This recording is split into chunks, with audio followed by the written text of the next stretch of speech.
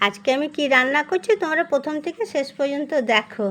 আজকে বাজারে গেছে ছেলের বাবা, মাছ মাংস কিছু নাই না, শুটকি মাছ নিয়ে এসেছে। দেখো ওর প্রিয় খাবার তো, ওই জন্য ও নিয়ে চলে এসেছে। আমি এগুলোকে ভালো করে কেটে নিচ্ছি, মাথাগুলো বাদ দিয়ে দিচ্ছি। আর এই মাথাগুলো এর মধ্যে দেবো না। আর ও না, এই শুটকি মাছ হলো, ওকে মাছ মাংস অন্য কিছু দাও কোনোটাই খাবে না, এগুলো আমি ফেলে দিলাম। এবারে আমি কিছুক্ষণের জন্য এটা গ্যাসটা জ্বালিয়ে গরম করে নেবো, একটু ফুটিয়ে নেবো। তো লবণ আর হলুদটা দিয়ে দিলাম, এটা ফুটে গেছে। এটা নামিয়ে ভালো করে পরিষ্কার করে ঠান্ডা জলে ধুয়ে নেবো। আর এদিকে আমি কেটে রেখেছি উপকরণগুলো দেখো, রসুন, পেঁয়াজ, কাঁচা লঙ্কা, টমেটো। বেশি বেশি করে একটু কাটতে হয়, আর একটু তেলটাও বেশি করে দিতে হয়, তবেই ভালো লাগে।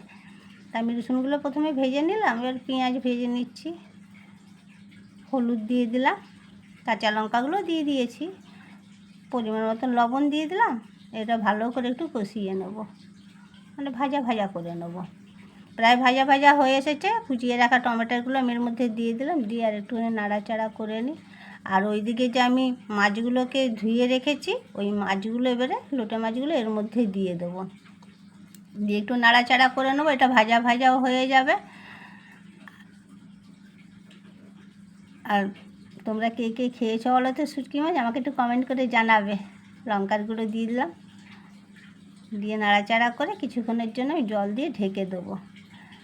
আর তোমাদের যদি ভালো লাগে তাহলে আমার ইউটিউব চ্যানেলে পিসিমণির রান্নাঘরটা আছে, সেখানে গিয়ে লাইক শেয়ার কমেন্ট করো, পারলে সাবস্ক্রাইব করে নিও। এবারে কিছুক্ষণের জন্য ঢেকে দিলাম, অনেকটা জল শুকিয়ে গেছে। আর এদিকে আমি কুচিয়ে রাখা ধনে পাতাগুলো রয়েছে, এবারে এইটুকুলো আমি এর মধ্যে দিয়ে দেবো। এবারে আমি নামিয়েও নেব। দেখো কেমন হয়েছে। আর তোমরা সবাই আশা করি ভালো আছো, আর ভালো থেকো, আমার পাশে এইভাবে থেকো। টাটা বাই বাই, পরের ভিডিওতে দেখা হচ্ছে। আজ যাই।